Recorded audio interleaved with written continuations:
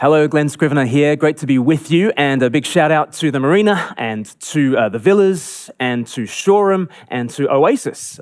Great to be with you as we think about these verses from Matthew's Gospel. We're in a series called The Way of the Master as we consider the teaching of Jesus. How amazing to have the words of Jesus preserved here, and we want God to speak them again directly to our hearts by His Spirit. So let's listen up as Jesus teaches us on this issue. Then the disciples of John came to him, saying, "Why do we and the Pharisees fast, but your disciples do not fast?" And Jesus said to them, "Can the wedding guests mourn as long as the bridegroom is with them? The days will come when the bridegroom is taken away from them, and they will fast. No one puts a piece of unshrunk cloth on an old garment, for the patch tears away from the garment, and a worse tear is made. Neither is new wine put into old wineskins. If it is, the skins burst, and the wine is spilled, and the skins are destroyed. But new wine is put into fresh wineskins, and so both are preserved." What's Jesus going to help us with this morning? He's going to help us answer this question. What is life? Is life a feast or a fast? Is life about abundance or about scarcity? Is life about joy or about sorrow? Is life about fullness or about emptiness? Should we expect feasting or fasting in life? Different churches feel different ways when you go to them. Some churches, it feels like a party. Some churches, it feels like a funeral. Some churches, you feel like you couldn't really confess to your weakness and to your sin, to doubt. You couldn't really share your struggles and suffering because people would just tell you to live the victorious life. In some churches, it can be like that. In some churches, you never feel like Christ actually won the victory. Just this morning, a friend told me of a church where she grew up, and they sang the song, "It Is Well With My Soul" by Horatio Spafford, which I think is a terrific hymn that captures the balance between feasting and fasting. You might know that the song, Horatio Spafford wrote it in the midst of losing his wife and children at sea. And in the midst of tremendous suffering, he wrote that wonderful chorus, "Whatever my lot, thou hast taught me to say, it is well with my soul." And yet, at this church that my friend grew up in, they changed the words of the chorus. They didn't sing, "It is well with my soul." They asked it as a question, "Is it well with my soul? Is it well with my soul? Is it well with my soul?" Which is a horrendous kind of upending of everything the hymn is trying to do, because it's trying to tell you, in the midst of your emptiness, there is a fullness. It is on offer. It seems to me like that hymn gets the balance about right. But in my friend's church, they were constantly asking the question, "Is it well with my soul?" They didn't know. And so they wallowed in that doubt, wallowed in that emptiness. You can find churches that are like this. Some churches are all fast. Some churches are all feast. Some churches are all about emptiness. Some churches are all about fullness. What's right? What is the right kind of church to have? Well, in these verses, Jesus will teach us. He'll also teach us what should we expect in life. Because some people expect life to be one long feast. It's always about being filled with food, being filled with money and resources and energy and achievements and experiences. And if that's our expectation, we might be setting ourselves up for a bit of a disaster. If we are always constantly expecting to be full, that's one kind of temperament. But then there's another kind of temperament, because some people, they fear being full. Some people never want to be full. Some people hate the idea of being full of food, but also being full of people and experiences. Some people are constantly fearful that life is too much, and they always want to strip back and strip back and strip back. There are different temperaments in this world, and some people are more feasters and some people are more fasters. Which are you? Which is right?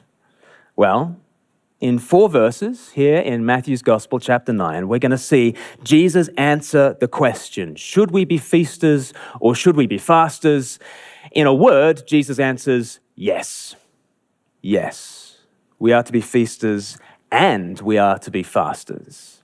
And to give you a sense of why that's the case, I just want to run through where we've got to in Matthew's Gospel and show you that since the Sermon on the Mount, Jesus has been teaching this point about fasting and feasting, about emptiness and fullness. And what he's teaching here is the culmination of everything that's been happening in Matthew's Gospel. In Matthew chapter 8, Jesus has just finished the Sermon on the Mount. And if you've got a Bible, you'll see the heading just says, Jesus cleanses a leper. Do you know that story?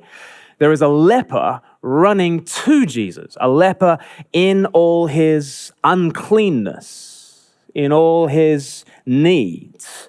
And he runs to Jesus and says, if you are willing, you can make me clean. And what is this an experience of? Well, he is all emptiness and Christ is all fullness. I am willing. Be clean, he says. Emptiness meets fullness. You can see the next heading in chapter 8, verse 5, the faith of a centurion. Think of who the centurion is. He is an enemy of God's people. He is outside the covenant family of God, a Gentile enemy of God who is desperate for help. And Jesus meets him in his need. Though the centurion says he is totally unworthy, Jesus nonetheless meets him with fullness.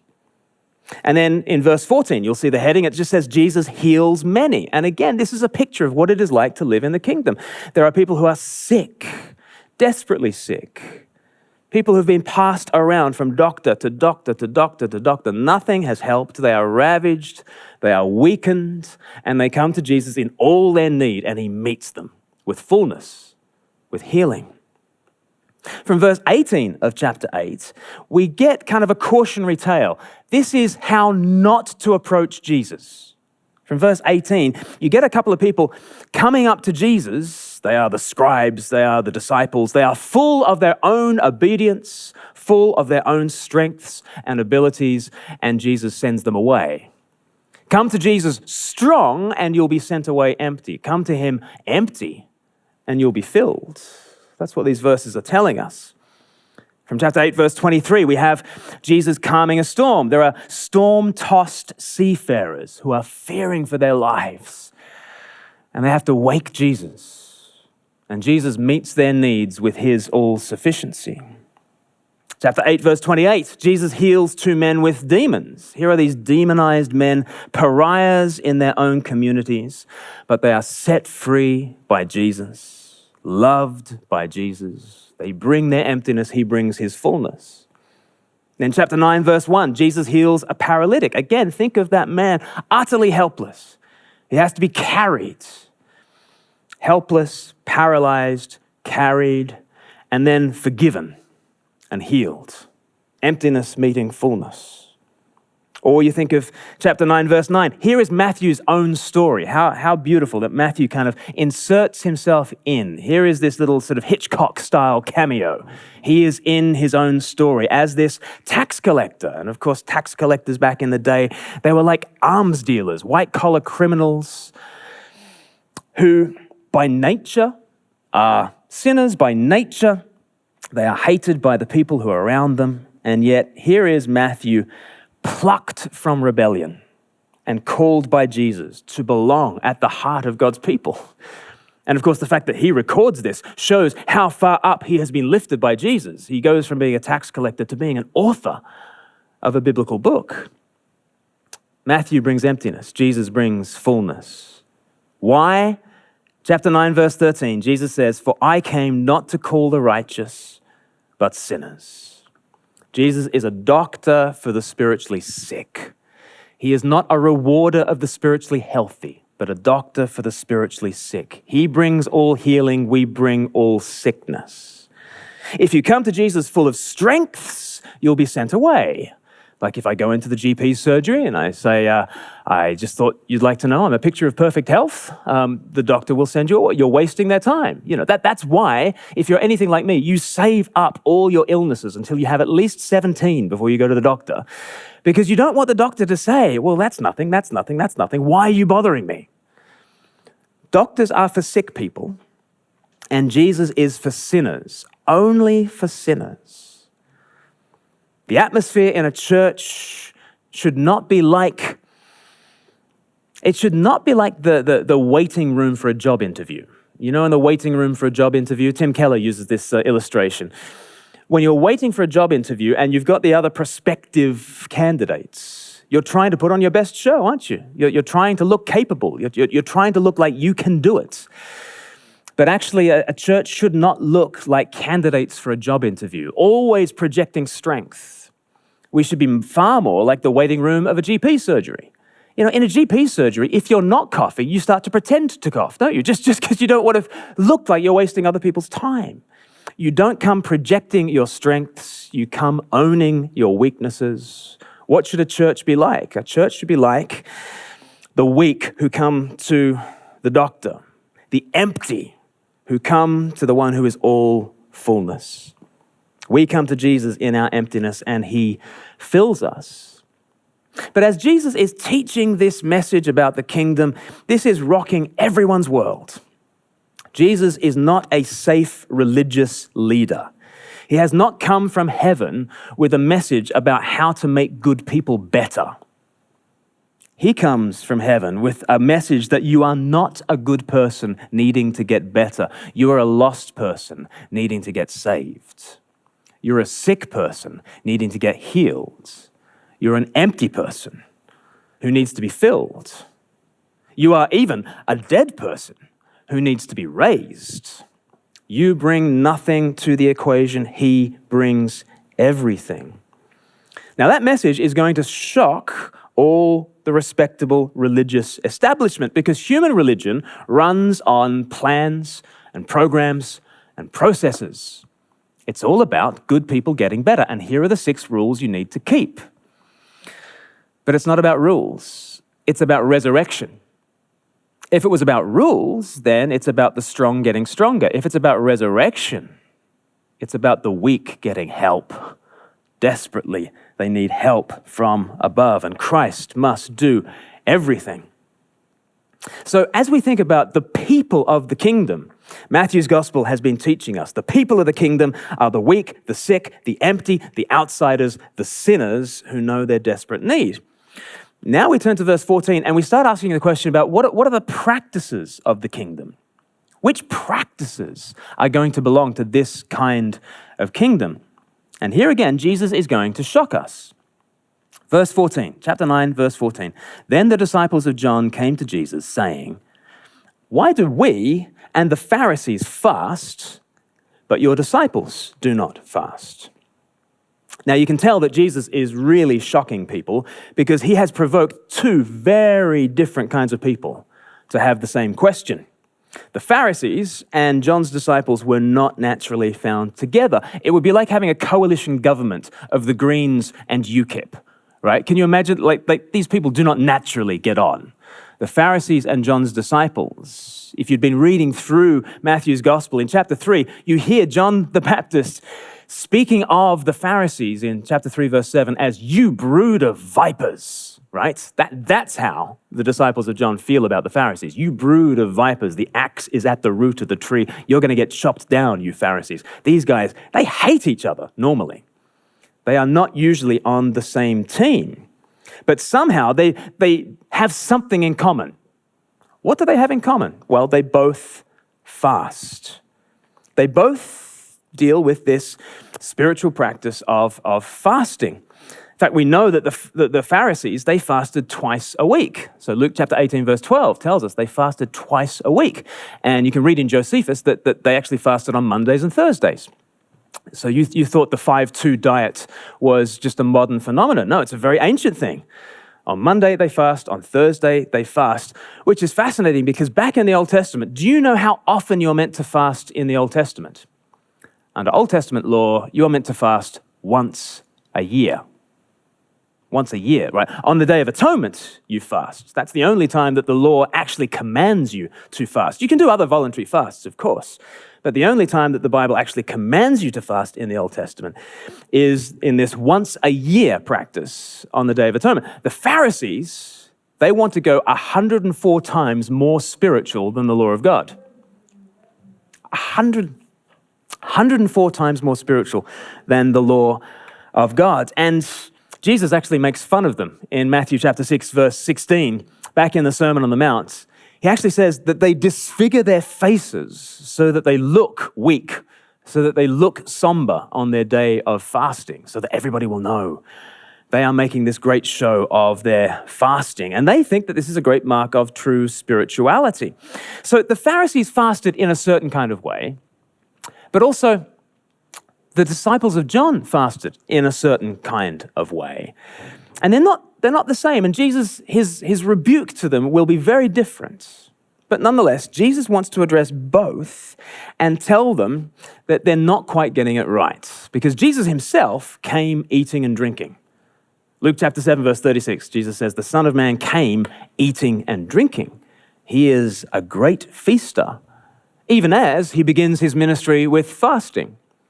But all the other people see, all that the public sees, is this public feasting, even though in private, in the wilderness, he goes out and fasts. So Jesus does not fit people's mold. He doesn't fit their expectation of what a holy man should do. A holy man should fast and look like he's fasting, right?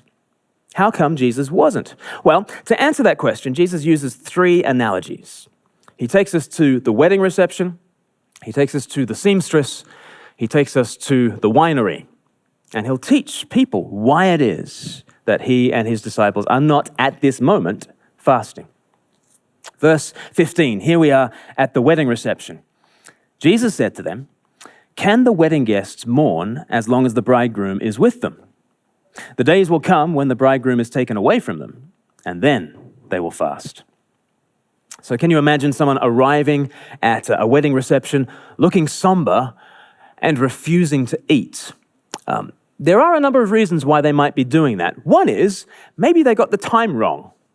They came to the church at the wrong time of day, and they were expecting a funeral, and oh goodness, there's actually a wedding going on. They just didn't realize that the time had shifted, that the funeral had been replaced by a wedding.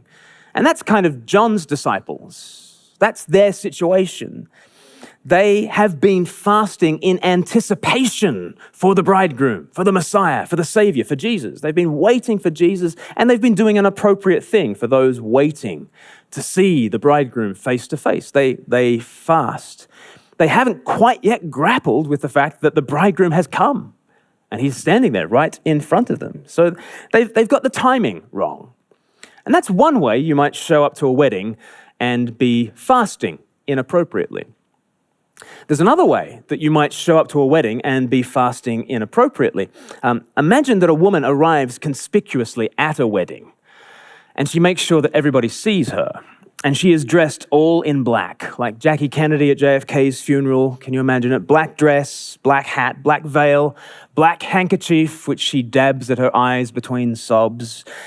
This is a wedding. What is she doing, acting like this? At the reception, you pass her a slice of wedding cake, and she said, "I couldn't possibly, there is no time for celebration now." As she wails loudly through the bridegroom's speech, what would you think about this faster? This faster is doing something very different. This is like the Pharisees. The Pharisees are like that woman who is being very inappropriate at the wedding. And if you met that woman at that wedding, you'd think, uh-oh, this is a jealous ex, isn't it? She's wanting to disturb things. She has it in for the bridegroom. This is a very different kind of disturbance, because weddings are not about fasting, they're about feasting. And if this woman is fasting, she is relating badly to the wedding, or even more, she's relating very badly to the husband, to the bridegroom. You don't fast at a wedding. And as soon as Jesus uses this language of wedding and bridegroom, it's a real rebuke to the Pharisees, and it's a real announcement to the disciples of John. It's a rebuke to the Pharisees because he's saying, I am the Messiah that was promised. Back in Psalm 45, there is this God from God figure who is the most excellent of all people, and he is the bridegroom. He is the one who will marry his bride, his people, and bring cosmic harmony and consummation. Jesus is announcing himself as the God from God that Psalm 45 speaks of. So he is declaring that to the Pharisees. And he's announcing it to John the Baptist and his disciples and saying, no, I am here. The one you've been waiting for is actually here. And therefore you can enjoy some kind of feasting in this moment as you have your bridegroom in front of you. God's people had been waiting for the time that the bridegroom would come, and Jesus is announcing it. Here I am. I am the central figure of this cosmic romance. The cosmic romance between heaven and earth, between God and his people, between Christ and the church. Christ is that central figure, that bridegroom. And he is the one who, his wedding feast will be the central act, the consummation of a union between God and the world, between heaven and earth. Jesus is making a massive claim for himself. He is the bridegroom. He is the Messiah, which means the question is not, why isn't Jesus fasting like all the others? The question is, why aren't the religious feasting with him? That's the big question. The question is not, why isn't Jesus fasting like the religious? The question is, why aren't the religious feasting with him? They have their Messiah right there. He is supposed to be the love of their lives, but they are like the wedding guest who refuses to eat. In fact, it's much worse than that in these verses, isn't it? The Pharisees in particular, they are like the guards who gate crash the party and lead away the bridegroom in chains and cast him outside of the feast where there is weeping and wailing and the angry gnashing of teeth. That's what Jesus means when he says, there will be a time when the bridegroom is taken away.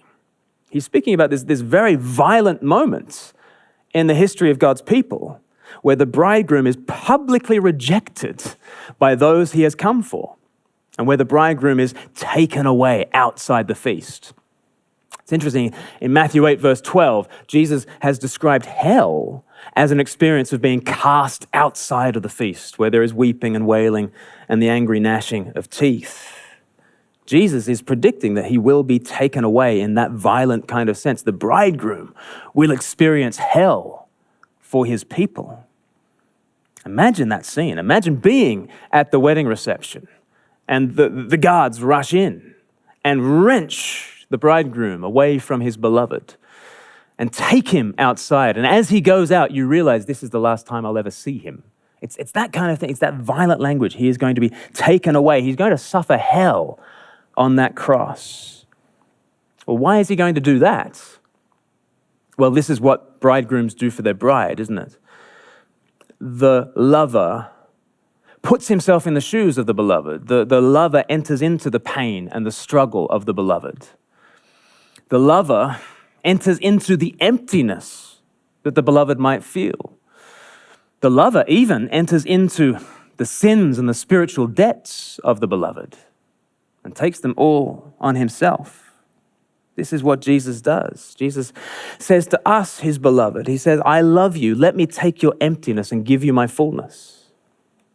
Jesus, the bridegroom, on that cross, he is cast out of the feast so that we can be brought in, so that we can enjoy what belongs to him.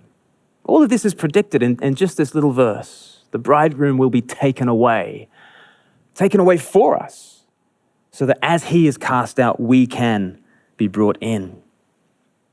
So when Jesus is taken away like this, that is cause for mourning. And therefore, the Christian life is not a continuous feast. There is a time for fasting. And this applies to us today. In Matthew chapter 6, Jesus says to his disciples, when you fast, do it like this. He doesn't say, if you fast, do it like this. He does say, when you fast, this is how you should do it. There is an expectation in the New Testament for fasting. There is a time for feeling our physical distance from Christ. Even though spiritually we are as connected to Jesus as we could possibly be, even though by the Spirit we enjoy Jesus' company right now, physically we are not right now in the direct company of Jesus. The Apostle Paul in 1 Corinthians 13 puts it like this. He says, one day we'll be face to face. But right now we see through a glass darkly. Do you know that language? 1 Corinthians 13, we see through a glass darkly. Our relationship with Jesus, it's a bit like wearing really smudgy, scratched old sunglasses.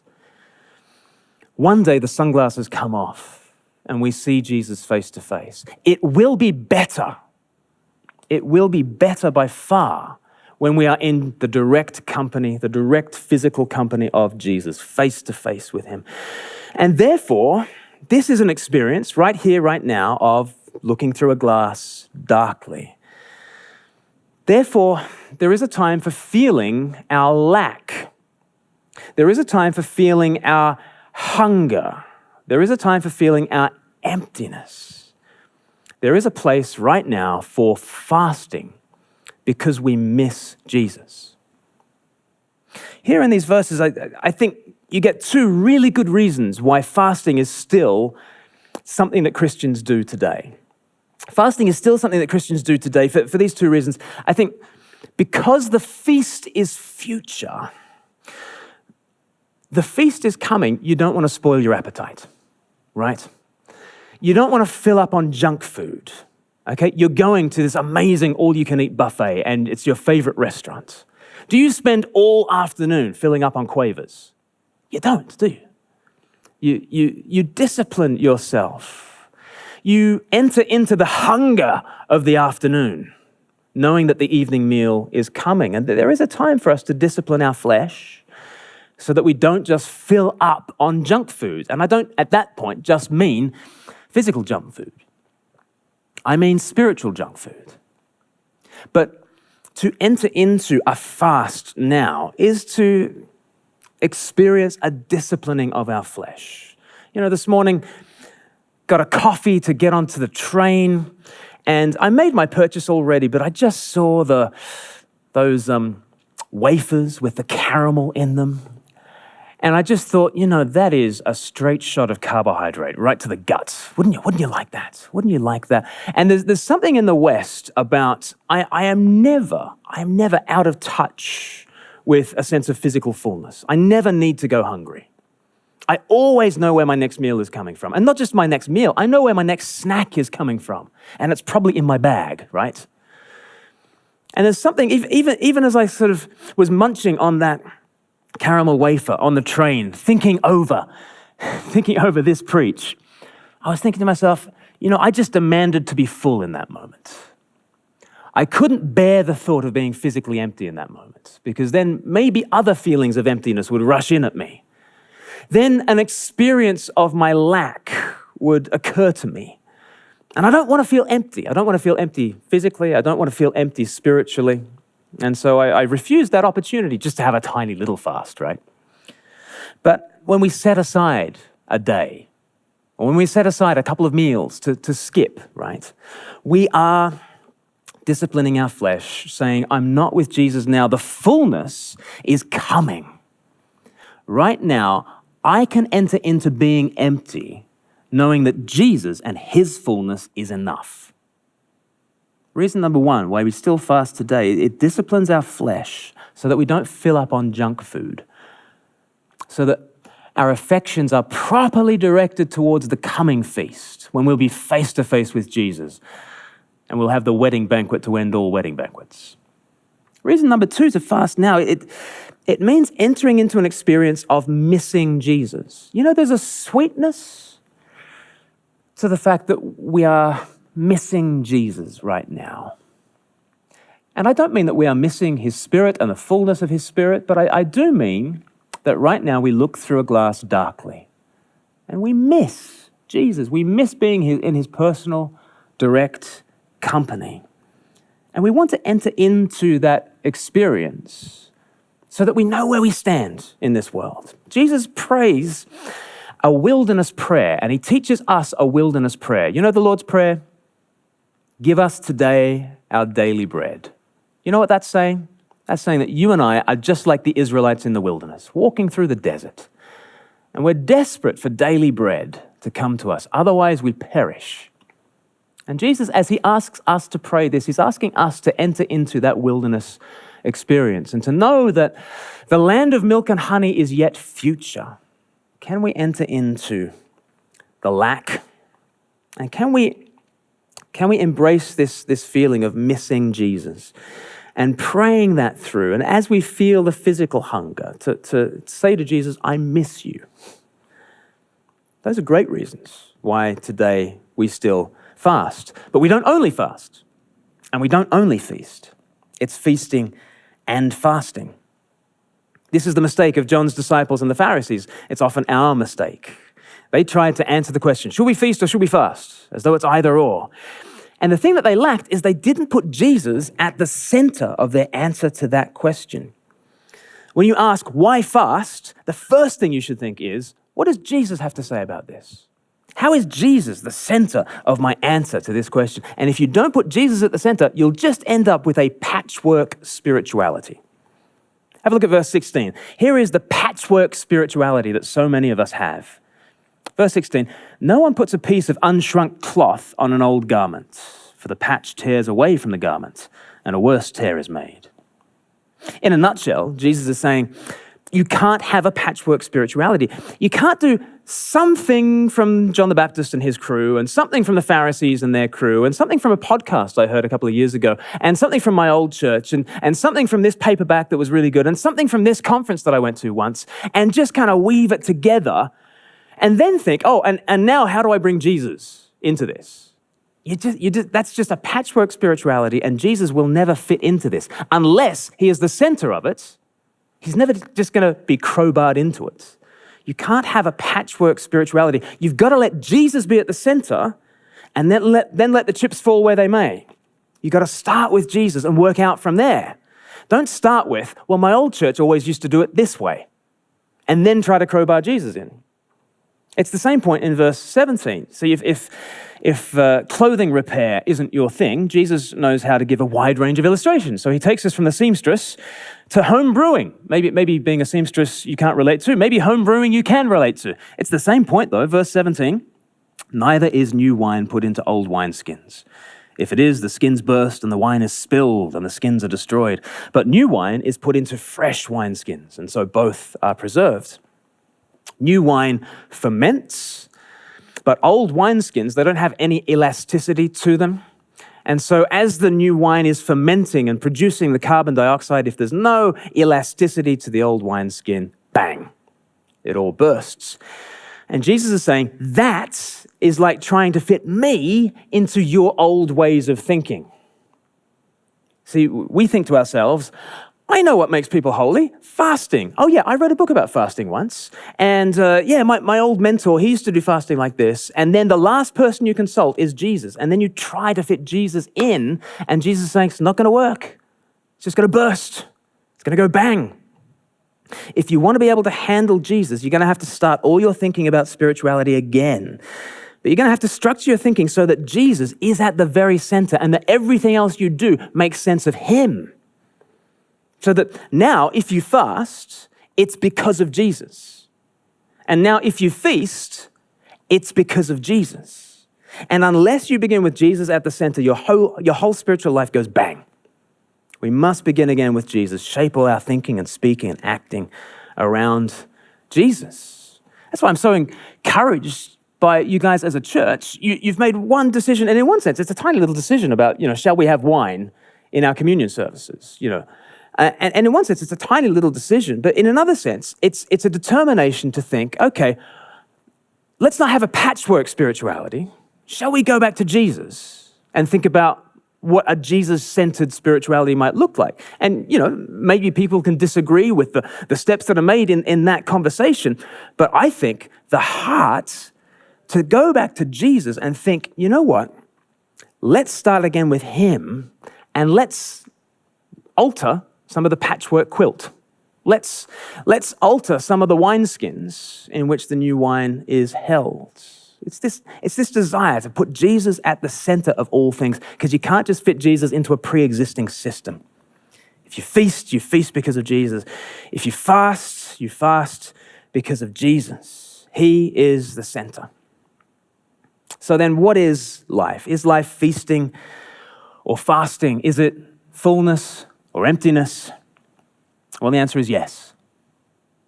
We bring emptiness to the equation. We bring our weakness, our sickness, our uncleanness, our sin. We bring our desperate need, and he brings fullness to the equation. He is strong and health-giving and cleansing. He is the Savior who comes to bring us his fullness, but he does it like a bridegroom. And a bridegroom shares all he has with the bride. He enters into our weakness and we enter into him, so that sometimes we enter into fasting as a remembrance of feeling that we miss him, as a remembrance of the way in which he has entered into weakness and emptiness. So too do we. But then at other times we feast, because again we share in the fullness of the bridegroom. What's our church like? Can we rejoice with those who rejoice and mourn with those who mourn? And can we be sensitive to the Spirit of Jesus to know when it's appropriate to proclaim the victory of Jesus and when it's appropriate to sympathize with the weakness of the flesh? That will take real sensitivity. There's no one-size-fits-all answer. When someone's in trouble, do you just proclaim the victory of Jesus? Or do you just enter into their experience of weakness in the moment? What do you do? Is there one right answer? No, you've got to put Jesus at the center of all your thinking. Be sensitive to the Spirit of Jesus and move out from there. Our churches should be feasting and fasting, and our lives should be feasting and fasting. Do we know that? Do we always insist on being full? Will we always wallow in being empty? Or will we put Jesus at the center of our thinking? Remembering, I am weak, Christ is strong. I am sick, he is the doctor. I am empty, and Jesus fills me. I have nothing. Jesus is my everything.